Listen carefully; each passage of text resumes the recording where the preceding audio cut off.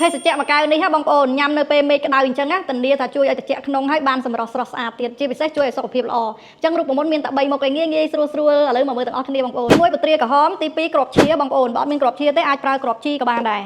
ហើយអ្វីដែលធ្វើឲ្យត្រជាក់ក្នុងល្អនេះបងប្អូនមើលដឹងអត់ថាអីគេបងប្អូនអានេះគេហៅថាសម្រងណាអញ្ចឹងយើងត្រាំទឹកទៅហើយយើងបេះឲ្យស្អាតទៅហើយយើងយកមកដាក់នៅក្នុងភេសជ្ជៈមួយមុខហ្នឹងទៅរួចជាការស្រេចពត្រាក្រហមនេះបងប្អូនហាន់ឲ្យស្ដើងណាត្រូវការទឹកក្តៅដោយសារអីពត្រាក្រហមនេះយើងដាក់ចូលបើយើងដាក់ទឹកត្រជាក់វាអត់ងាយចេញជាតិទេអញ្ចឹងយើងត្រូវការទឹកក្តៅដើម្បីឲ្យពត្រាក្រហមយើងឆាប់ចេញជាតិបានលឿនឃើញទេបងប្អូនតបមកនេះគ្រាប់ឈានេះល្អណាស់ជួយដល់សុខភាពយើងអ្នកសម្រក់គីឡូអីក៏ញ៉ាំទៅល្អដែរឃើញទេបងប្អូនអាចសើចមើលពីអត្ថប្រយោជន៍វាបានកុំឲ្យថាខ្ញុំចេះតែនិយាយឃើញទេបងប្អូនដាក់ចូលមកហើយសម្រងនេះអត់ពិបាកទេបងប្អូនត្រាំឲ្យរីកទៅបេះឲ្យស្អាតទៅដាក់ចូលទៅឃើញទេបងប្អូនដាក់មកបរិមាណល្មមហើយដល់ពេលយើងញ៉ាំបានដល់ពេលវារីកវាអីទៅយើងញ៉ាំបានទាំងអស់ទាំងសាច់ពត្រានេះក៏យើងញ៉ាំបានទាំងគ្រាប់ឈានៅក្នុងហ្នឹងក៏យើងញ៉ាំទាំងអស់ចូលគ្នាតែម្ដងទៅហើយបើបងប្អូនអត់ចង់ដាក់ពត្រាក្រហមក៏បានដែរគ្រាន់ថាវាសាបឆឹងអត់មានរសជាតិអីហ្មងណាអញ្ចឹងខ្ញុំច្នៃដាក់ពត្រាក្រហមទៅដើម្បីឲ្យវាមានរសជាតិផ្អែមចេញពីពត្រាហ្នឹងណាតែកុំឲ្យដាក់ស្ករដាក់អីចូលណាដាក់ស្ករចូលវាលេងសុខភាពវាទៅជាឡើងគីឡូវិញណាបងប្អូនអញ្ចឹងខ្ញុំអត់ប្រើស្ករប្រើអីធ្វើឲ្យឆ្ងាញ់អីទេគឺយកជាតិផ្អែមចេញពីពត្រាក្រហមហ្នឹងតែម្ដងអញ្ចឹងបងប្អូនអាចសាកបានរូបមន្តនេះបងប្អូនខ្ញុំច្នៃខ្លួនឯងទេដោយសារអីវាអត់មានផលប៉ះពាល់អីទេពត្រាក្រហមក៏ខ្ញុំញ៉ាំរាល់ថ្ងៃគ្រាប់ឈាក៏ញ៉ាំរាល់ថ្ងៃហើយអាសម្រងនេះក៏ញ៉ាំយូរម្ដងវាមិនរាល់ថ្ងៃទេអញ្ចឹងយើងយកមកលៃដាក់ចូលគ្នាទៅវាអត់មានបញ្ហាអីទេវាមានតែជួយដល់សុខភាពឃើញទេសិតតែរបស់ល្អបាច់ភ័យពុលទេខ្ញុំសាកខ្លួនឯងហើយបើនិយាយពីរាល់ថ្ងៃនេះហ៎បងប្អូនពេលខ្ញុំអត់ទៅណាទៅណីខ្ញុំនៅផ្ទះខ្ញុំពាក់តែឈុតចឹងទេឃើញទេស្រួលខ្លួនស្រស់ស្រាយតែម្ដងអញ្ចឹងបងប្អូនចង់បានឈុតចេះចូលមើលវីដេអូបន្តទៀតខ្ញុំនឹងធ្វើសកម្មភាពដែលខ្ញុំនៅផ្ទះធ្វើអីខ្លះហើយពាក់ជាមួយនឹងឈុតហ្នឹងដើម្បីឲ្យបងប្អូនមើលទៅទំនងអត់ថាពាក់នៅផ្ទះស្រួលឬមិនស្រួលធ្វើភេសជ្ជៈនេះមួយកែវនេះហើយខ្ញុំយកទៅញ៉ាំនៅលើដបូលអញ្ចឹងទៅតាមដានទាំងអស់គ្នាថាខ្ញុំទៅដបូលលើធ្វើអីហើយមើលឈុតអ្នកលក់ផងណានៅផ្ទះខ្ញុំពាក់តែអញ្ចឹងទេបងប្អូនវាស្រួលខ្លួ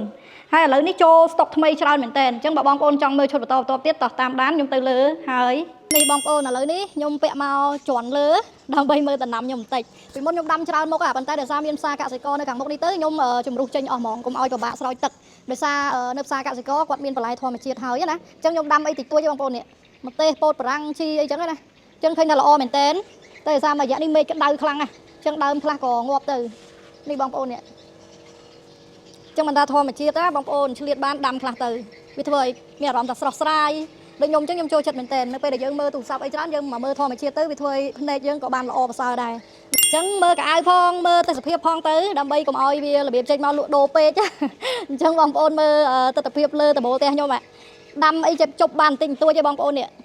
ព្រោះនៅលើដបូលផ្ទះនេះវាក្តៅបងប្អូនឃើញនេះពោតបារាំងនេះបាក់កហ៎ដោយសារមេឃមួយថ្ងៃនេះក្តៅខ្លាំងមែនតើចឹងបងប្អូនមើលទៅឈុតចេះដូចខ្ញុំនិយាយចឹងពាក់ដូចខ្ញុំអញ្ចឹងណានៅផ្ទះស្រួលខ្លួនឲ្យម៉ូតវាមើលមករបៀបចេញមកខ្ជូតគួរឲ្យស្រឡាញ់ណាវាមិនមែនចេញមកបែបដូចគេយប់សុតតែម្ដងទេបើដើមនេះហ៎បងប្អូនឲ្យតែវាឡើងដឹងតែស្លឹកវាធំល្អហ្មងតែបើថាវានៅធោទេទូចទេស្លឹកស្អាតណាស់ឃើញទេបងប្អូនមើលមករបៀបស្រស់ស្រាយហ្មងណាអញ្ចឹងណានៅផ្ទះតនេអីដាំដើមឈើដាំផ្កាដាំអីខ្លះទៅអានេះគេហៅថាសាច់រ៉ូម៉ាបែបតុនលាក់ត្រជាក់អញ្ចឹងយើងមានពណ៌ទៀតបងប្អូនបើត្រូវការពណ៌អីឆាតចូលពេកម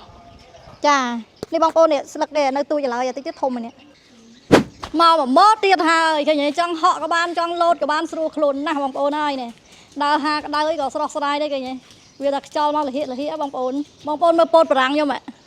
ចង់និយាយថាវាហូរហៀពេកយើងខ្ជិលបេះឥឡូវវាធំវាចាស់ហើយទុកធ្វើពូជទៀតឃើញអត់បងប្អូនអរគ្នាអញ្ចឹងម៉ូតនៅលើខ្លួនខ្ញុំមានច្រើនទៀតណាចាគ្រាន់តែខុសម៉ូតកទេអញ្ចឹងបងប្អូនមើលទៅម៉ូតនេះក៏មួយយ៉ាងដែរណាអញ្ចឹងស្រឡាញ់នៅលើដៃខ្ញុំ screenshot ឆាតមកខោគេអីគឺដូចតែគ្នាបងប្អូនណាចាចកេះធូរស្រួលស្លៀកដូចគ្នាហើយមួយម៉ូតមានពណ៌ទៀតណាបងប្អូនអញ្ចឹងបើបងប្អូនចង់បានបែបឆ្នូតមានតុក្កតាមានអីយកម៉ូតលើដៃខ្ញុំនេះបានមានពងដូចគ្នាខោជើងខ្លីដូចគ្នាបងប្អូនណាចាស្អាតណាពាក់ចេញមកគឺមើលមកឃើញក្មេងស្អាតតែម្ដងឃើញតែខ្ញុំលើកធំអញ្ចឹងណាប៉ុន្តែនៅពេលដែលដាក់ចូលខ្លួនទៅគឺមកល្មមដូចនៅលើខ្លួនខ្ញុំអញ្ចឹងកុំបារម្ភបងប្អូនណាព្រោះឈុតយើងពាក់នៅផ្ទះយើងត្រូវការបែបបលុងស្រួលណាបងប្អូនអញ្ចឹងម៉ូតនេះគឺខោគេរៀងពងចិញ្ចក់អញ្ចឹងដល់ពេលឲ្យគេធ្វើលាបឡាយជាមួយនឹងម៉ូតតុក្កតាផ្សេងអញ្ចឹងណាម៉ូតនេះក៏ស្អាតដែរបងប្អូនអរគ្នាគេមានពងស្រាប់មកជាមួយតែម្ដងហើយសាច់គេរ៉ូម៉ាតុនខ្ញុំបានលោហើយមួយឈុតហើយបងប្អូនឃើញហើយវីដេអូមុនហ្នឹងណាអញ្ចឹងម៉ូតនេះគឺកម្ៅស្រួលស្លៀកមែនតើបងប្អូនណានៅផ្ទះក៏បានថ្ងៃឡើងយប់អីគឺបានទាំងអស់ហ៎បងប្អូនអរគ្នាចាបងប្អូនលក្ខណៈចេញមកឡើងខ្ជូតហ្មងណាចាអញ្ចឹងបងប្អូនមានសួនមានអីពាក់អញ្ចឹងមើលមកគួរឲ្យស្រ ឡាញ់ខ្លាំងណាពាក់នៅផ្ទះល្ងាចឡើងអីដើរតិចមុខសួនអីបងប្អូនថតរូបអីក៏ឃើញ cute ស្អាតដែរបងប្អូនម៉ូតនេះក៏ស្អាតដែរណាម៉ូតនេះខ្ញុំយកមកឈុតដែរបងប្អូនខ្ញុំយកពណ៌ទឹកសមុទ្រអញ្ចឹងបងប្អូនស្អាតខ្លាំងយើងមានពងនៅនឹងបែបស្ដើង